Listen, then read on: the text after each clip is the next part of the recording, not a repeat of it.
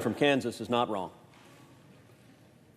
In the 237 years of our nation's history, I don't know that there has been a more shameful day in the United States Senate than today.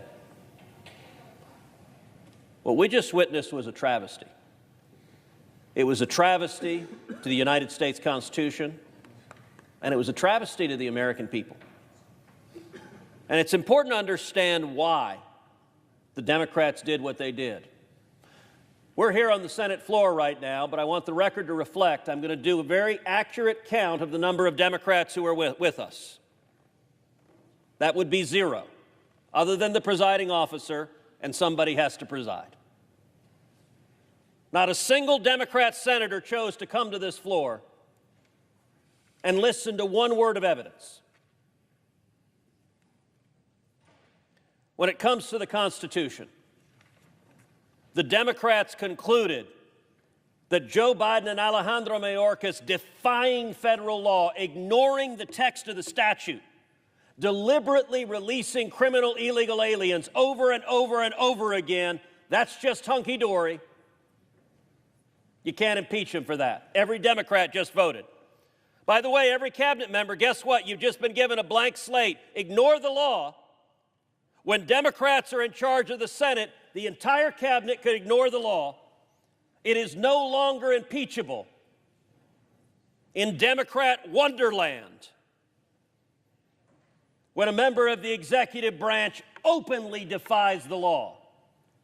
By the way, every Democrat just voted that way. They didn't hear one word of argument. The majority leader didn't stand up and say, here's the reason why it's okay. No, he didn't present that argument. They didn't read a brief. Nobody wrote a brief. They didn't care enough to know what Senator Lee just laid out, that the Biden Department of Justice went in front of the U.S. Supreme Court and said if the executive defies the law, the answer is impeachment. The willingness of every Democrat to be blatantly hypocritical. Just last year, the Biden Justice Department said, no, you can't sue in court when we, the Biden administration, defy the law. The answer is impeachment. In like 3-card money. Every Senate Democrat said, no, the answer is not impeachment. I don't know what it is. Actually, I do know what it is. There's only one answer left, which is everyone who is unhappy about the open border shows up in November, and to use the phrase, throw the bums out. Because if you're not willing to do your job, is there not one senator on that side of the aisle who cares enough to honor the Constitution? By the way, the second article they threw out said lying to Congress is not a high crime or misdemeanor, it's not impeachable. Now, as the senator from South Carolina pointed out, Bill Clinton was impeached for lying under oath. And you know what happened? And he was ultimately acquitted. But after a full trial where they heard the evidence, where the Senate did its job. By the way, one of the impeachment managers was Senator Graham, who presented that evidence right here on this floor. And you know what? Before Bill Clinton, there's a guy named Walter Nixon. You may not know who Walter Nixon is. Walter Nixon was a federal judge who was convicted of perjury. He was from Mississippi. He was convicted of perjury in front of a grand jury. And he was impeached. And it went to the Senate, and the Senate convicted him and removed him from the bench. So you want to know what the precedents were prior to today? You commit a crime, lying under oath, perjury, it is a high crime or misdemeanor that is impeachable. No more. Because understand the Democrats' rule here. This is not about the Constitution. None of them care. By the way, we repeatedly moved. Let's go into debate. Hear the other side of the argument. Nope. Look, the famous 3 monkeys, hear no evil, see no evil, speak no evil. That's just evil, what they did. They don't want to know because they don't care, because it's not about the Constitution. It's not about the law. It is about political expediency. But every bit as violent as what they did to the Constitution was, it's even more offensive what they did to the American people. Last year, 853 migrants died crossing illegally into this country. That's almost 3 a day. You go down to the southern border, you go down to Texas, which the Democrats don't bother to do because they don't care about the people dying. And you see photograph after photograph that Texas farmers and ranchers are finding of dead bodies on their property. Many of my colleagues here have been down there with me, have seen the elderly people the human traffickers have abandoned, have seen the pregnant women the human traffickers have abandoned, have seen the infants and toddlers left to die. The Senate Democrats just told the American people they don't give a damn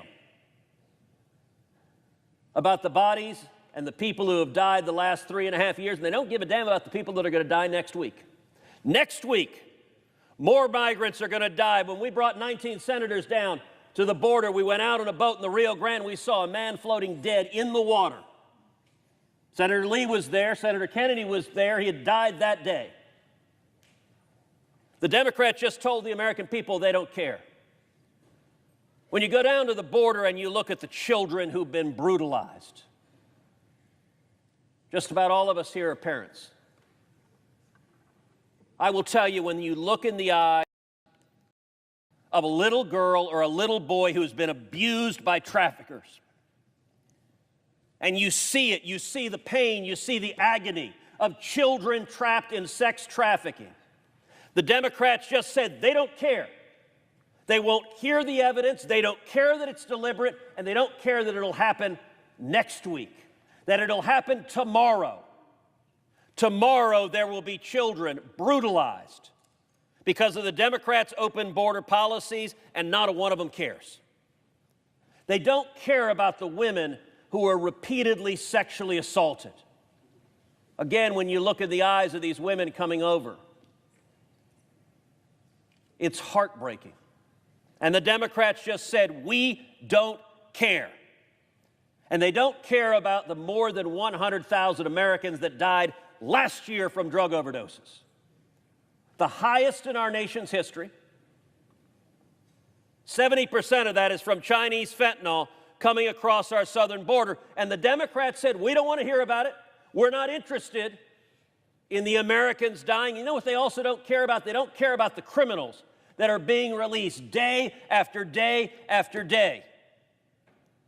The Biden administration is releasing murderers and rapists and child molesters, and every week we see another story of somebody being killed, somebody being raped, another child being assaulted by illegal immigrants released by Alejandro Mayorkas and Joe Biden. How shocking is it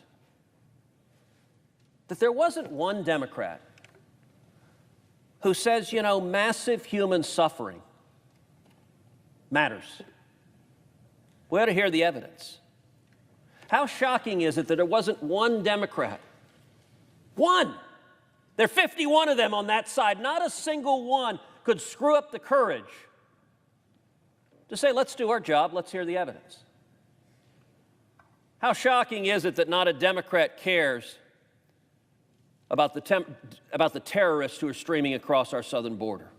The nation of Iran has called for jihad against America. Hamas has called for jihad against America. Hezbollah has called for jihad against America. And Joe Biden and the Democrats have put out a red carpet and said, if you want to murder Americans, come across our southern border, and we, the Democrats, will welcome you. Like many of us on this floor, I was in Washington, D.C. on September 11th, 2001. I remember the horror. I lost a good friend, Barbara Olson, who was in the plane that crashed into the Pentagon. I remember the smell of smoke and sulfur and burning. I remember the agony, and I remember the national unity that came after 9/11. As Democrats and Republicans came together, I don't know that I've ever been more proud of a president than when President George W. Bush stood on a pile of rubble with a bullhorn, talking to firefighters and New Yorkers, and one of the men in the crowd called out and said, "We can't hear you," and he responded, "Well, I can hear you, and soon the whole world is going to hear you as well." We were as one. Today, not a single Democrat was able to mount up the courage to tell the majority leader, you know what, I don't want another 9/11 to happen. The House impeached Alejandro Mayorkas for, among other things, releasing terrorist after terrorist after terrorist. We ought to hear the evidence. I believe today we have a greater risk of a major terrorist attack on U.S. soil than at any point since September 11th. And every Democrat just told the American people it doesn't matter to them to hear the evidence. I appreciate my Republican colleagues who are here, who are willing to hear the evidence, willing to engage, willing to stand up and defend the American people. But you know what? The Democrats who aren't here, they aren't here because you know who's also not here? If you look up at the gallery, the reporters are all gone. A couple of folks in the back, I hope you all right. But the reporters are absent. That's the Democrats' plan. What is fascinating, we're presenting arguments. Many of us, particularly those of us in judiciary, but many of us have presented those arguments over and over and over again in hearings. Not a Democrat argues on the other side. It's an issue unlike any other issue I know of in politics. Listen, if we're arguing about taxes, as Republicans, we say we should cut taxes. It's good for the American people. And you know what Democrats do? They stand up. We know their talking points. No, tax the rich. Okay, fine, we have a debate. We're talking about just about every issue. The Democrats will argue on the other side. They have their spin. What is fascinating? Where's Dick Durbin, chairman of the Judiciary Committee, standing up saying, no, it's not right that migrants are dying every day. No, it's not right that children are being assaulted every day. No, it's not right that women are being sexually assaulted every day. No, it's not right that they're releasing terrorists every day. They're not there. Not a Democrat is there. Why? Because you cannot defend it. I'll tell you, South Texas for 100+ years has been a Democrat region of our state. It is turning red with the speed of a freight locomotive because nobody can see the suffering that is unfolding and defend it. And the Democrats, by their silence and by the complicity of the press corps, they are counting on the press corps to write story. Victory for the Democrats, yay! They got rid of the impeachment trial. That's the headline they want. Understand they don't have a substantive defense. None of them disputes a word we are saying. Not a single Democrat has stood up and said, you know, it's wrong that Laken Riley would still be alive if Joe Biden hadn't let her murderer go. They know it's right. The reason they didn't want a trial is they don't want the American people to hear about it. And it's our obligation to make sure the American people do. Senator Cruz. Thank you, Mr. Chairman. The nub of the Democrats' argument today is that the concept of presidential immunity is somehow unprecedented, is somehow remarkable. That claim is utterly ahistorical and disconnected from the entire constitutional history of the Republic.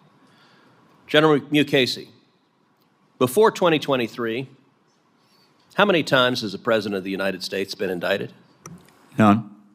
Before 2023, how many times has a former President of the United States been indicted? None. In the last 2 years, how many times has President Donald J. Trump been indicted? 4 times, I believe. Now, many presidents of both parties have engaged in controversial actions, and yet none of them have been indicted. Let me ask you, General Mukasey, if a private citizen were to erect an internment camp and to forcibly kidnap American citizens, to single them out because of race, and to imprison them based on their race, would that private citizen be subject to criminal prosecution? Would. When President Franklin Delano Roosevelt did the exact same thing and erected Japanese internment camps, was FDR prosecuted? He was not. Let me ask you, similarly, if a private citizen were, say, to detonate a nuclear weapon over a city and kill over 140,000 people, and then if that private citizen a few days later detonated another nuclear bomb over another city and killed 75,000 people, could that private citizen be criminally prosecuted? He would. Was President Harry Truman prosecuted for detonating nuclear weapons over Hiroshima and Nagasaki? He was not. All right, how about this? If a private citizen launched a weaponized drone and killed a United States citizen, could that private citizen be criminally prosecuted? He would. Was President Barack Obama criminally prosecuted when he killed United States citizens using drones without notice and without due process? He was not. Although, as far as due process is concerned, I believe the comment of my successor to that question was that Anwar al-Awlaki got, quote, all the process that was necessary. Well, although I suspect he might disagree with that assessment were he able to present his case. Right. All right. Let's contrast that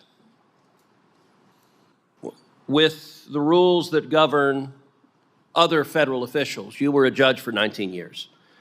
As a federal judge, did you have immunity from your official acts? For my official act, yes. Yeah. Do federal prosecutors have immunity from their official acts? They do. Now, the distinction between official acts and personal acts is not a terribly shocking distinction. Under the decision of Trump versus United States, if any president walks onto the sidewalk and just shoots a citizen, is that president liable to be prosecuted? He is. How about this? If a president steals funds from his campaign, does that president face criminal liability? He does. How about this? If a president sexually assaults, let's say, an intern in the Oval Office, is the president subject to criminal prosecution for that? He could be. So that distinction, again, is not a shocking distinction. The Founding Fathers vested the executive power in a single president of the United States. What we have seen in the last 2 years is we have seen Democrats deliberately weaponizing the Department of Justice and our legal system to target their political opposition. It is not an accident that every indictment against President Trump was brought by a Democrat and was brought after he announced his campaign for President of the United States. Understand, the target of those indictments was not ultimately President Trump, it was the voters. It was prosecutors who were terrified that the voters would choose to re-elect President Trump. One of the great things about the United States is we're not a banana republic.